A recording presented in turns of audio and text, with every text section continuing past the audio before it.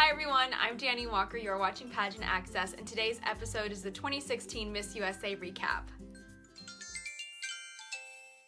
So here's the thing.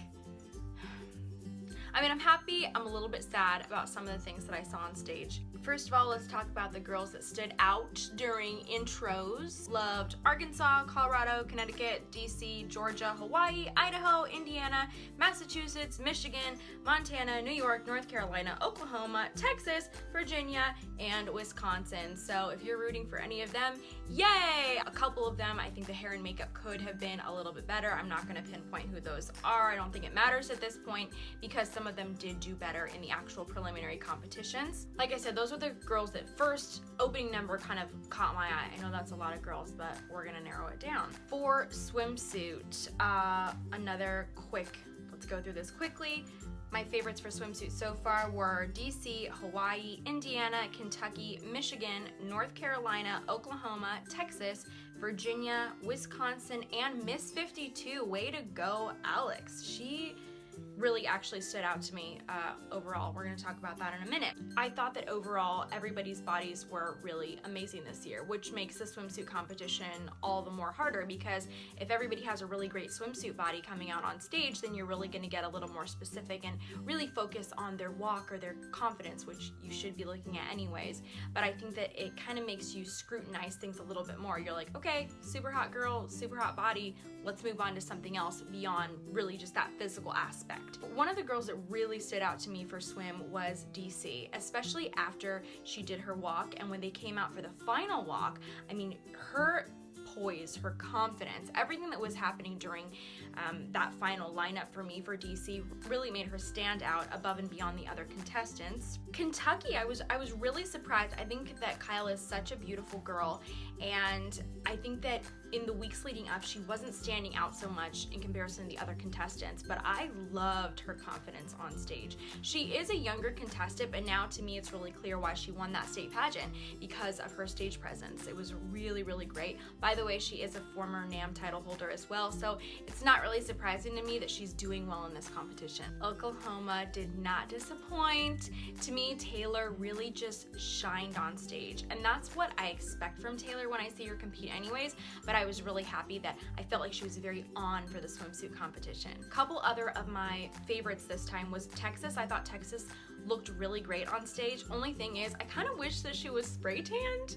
I know that that's, I don't know how superficial that is, but I just felt like she would have looked a little bit better if she did have a spray tan. Virginia though, amazing. I really believe that Virginia's confidence on stage is just heads above the other contestants, and you kind of can't really teach that type of confidence. So to me, she is standing out. But to see Miss 52 after her, I don't know, I'm really loving her. I would actually put Miss 52 in my top 5 and definitely in my semifinals. I just loved her natural confidence. I felt that she was never trying too hard when she was on stage, and she's just so tall and lean, and she just has this kind of really mature air about her, I feel, when I see her on stage, that I love. And she also has kind of this mysterious vibe, and it makes you kind of want to get to know her a little bit more. And then I have to say though, Wisconsin, I had posted her earlier in the week on the Pageant Access Instagram page because her face is so stunning. I did not love her initial contestant headshot that they submitted for her. I thought that she had better images, and so to me in the beginning she didn't stand out as much. But if you look at her other social media, you'll see how stunning she is. She's only 19 years old, but she still is carrying herself like an older contestant, and I really like that. And she does give off a very sweet type of vibe to me when I see her on stage, so I love that about her. And I would put Miss Wisconsin in a top 5, and definitely, obviously, in a semifinal. I'm upset about gown because so many of the contestants decided to wear gowns that we've seen before, or variations of gowns that we've seen before.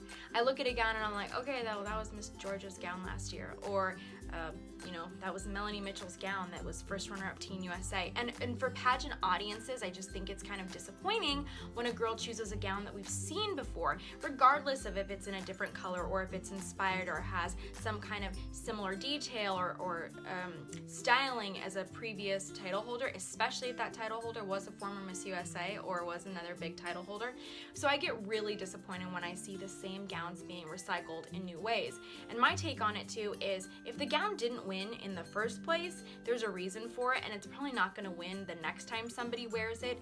A lot of the times a gown just isn't a staged gown and it doesn't stand out, and I get really disappointed when I see girls trying with the same gowns over and over and over when they're not winning. And that was just something that really disappointed me. The other thing was, I noticed that a lot of girls went for kind of custom gowns this year, which I love. I love when girls do something different, but I think that they needed better alterations. To me, the fit of the gown it's so important. Sometimes it's more important than the dress itself. If you have the most beautiful dress in the world and it does not fit you well, it will not look great on stage. So when I saw some really cool designs, I was very disappointed because they were not altered to every individual girl's body. And I thought that some of the girls that I really liked before could have done better with a better fitted gown. Quick list of gown performances that I liked. So this would be California, Connecticut, DC, Hawaii, Indiana, Kentucky, Massachusetts, Michigan, North Carolina, Oklahoma, South Carolina, South Dakota, Texas, Virginia, Wisconsin, Miss 52. So those were my initial loved them girls. Let's talk about some standouts though. So still loved Hawaii. Her dress was not my favorite dress, but considering that half of the contestants this year decided to wear white, I mean, I feel like we don't have very many choices. I mean, we have to, somebody's gonna get up into the semifinals or the top 5 in a white dress. And I felt that out of all the white dresses, I did like Hawaii's. I didn't love it, but I thought that it looked great on her, and that's kind of more important to me than necessarily loving a dress. I think that Hawaii did really well, and she's really calm on stage. I would have liked to have seen a little bit more energy from her on stage, but I still think that she did really well, and I still love her. Kentucky again surprised me. The yellow gown, she definitely looked different from all the other contestants, and I thought once again very poised, especially for her age, and I really liked that she just was herself and went with straighter hair, and I thought that she really did well for formal wear. Oh, California too. I thought that Nadia did very well for gown tonight.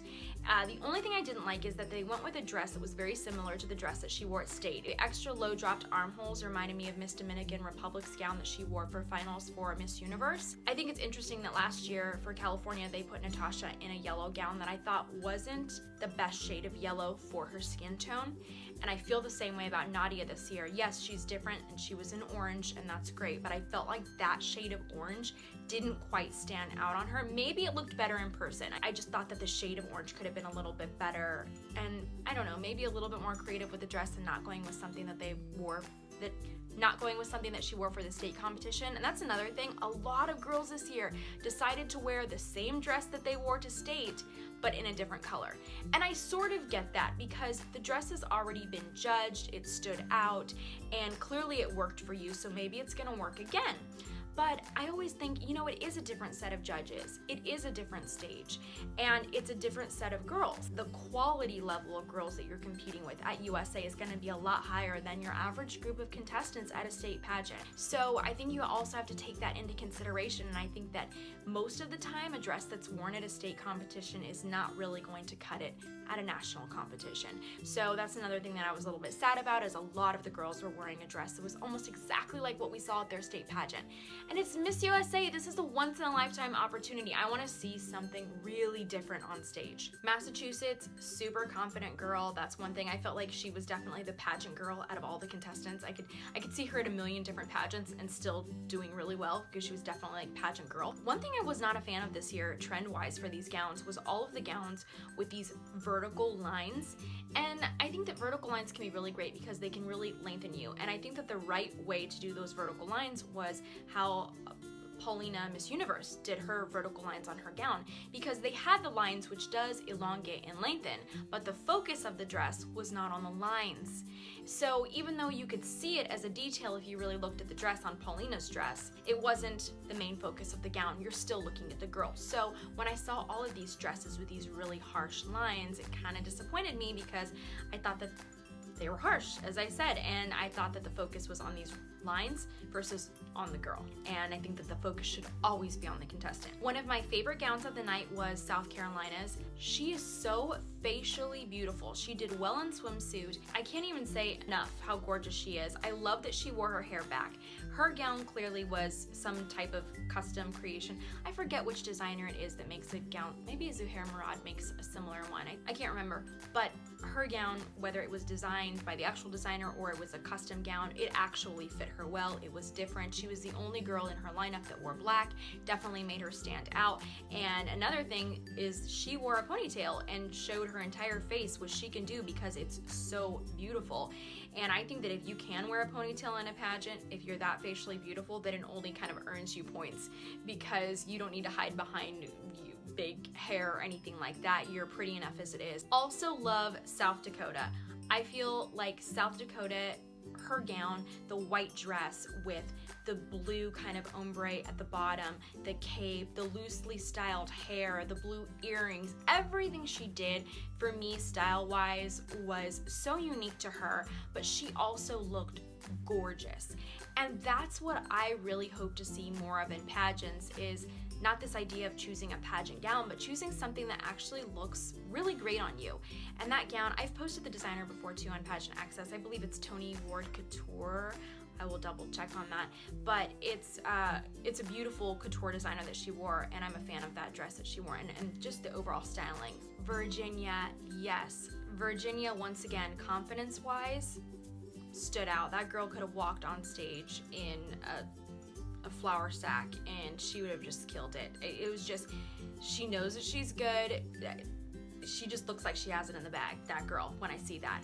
And she's not hype. She's amazing on stage. She really stood out in that red gown, and I've been waiting to see when a girl is going to come back with a really straight, longer silhouette and win Miss USA, because in recent years we've been seeing a lot of these styles where it's a full skirt, it's a ball gown, it's something really creative going on the bottom of the skirt. But there's only so long that trend can last, and I think that this could be Virginia's year. She just looks incredible. Not that many girls wore red, so that really made her stand out. And the shade of red that she wore was this bright kind of fire engine red, which was just amazing. And I love the confidence that she has on stage. Other girls I love too, Wisconsin. I love that Wisconsin wore the dress that Olivia Jordan wore to Miss Universe for her official evening gown photos, but Wisconsin wore it in navy in this blue color. Her hair was pulled back. Once again, the focus was on her face. Her face is so gorgeous. I can't get over it. So I loved Wisconsin during gown. I also really loved, once again, Miss 52. She just looks so tall, so poised, and she really reminds me of, I guess, a very timeless Miss USA. Like, I could see her winning this year. I could see her winning 10 years ago. And I feel like she has a very effortless confidence, and she's not trying too hard. And that's really what makes her stand out. So I hope that, honestly, Miss 52 is going to stick with that gown for the finale. I think it looks perfect on her, and I'm so shocked that she was able to get ready and look this well in such a short amount of time. Oh, Texas. I don't know why Texas is out of order on my list. Texas, I thought, did really well. Once again, wore white. I'm so tired of seeing Texas in white every single year, but you know, whatever works. I thought that she's doing well. Definitely good enough for the semifinals. Oh, other note, Indiana once again wore white. I'm so sad. Morgan, she always wears white. And when she finally won Miss Indiana, she wore orange.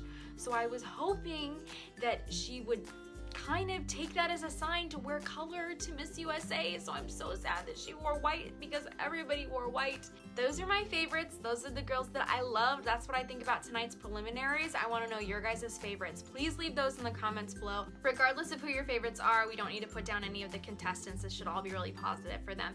So thank you guys for watching this episode. Please be sure to tune in for more coverage of the Miss USA pageant and more recaps. If there's any other videos that you guys want to see in the future, please let me know. If you like this channel, if you like this video, please subscribe, give this video a thumbs up, and share it. And until then, I will see you guys at the next episode.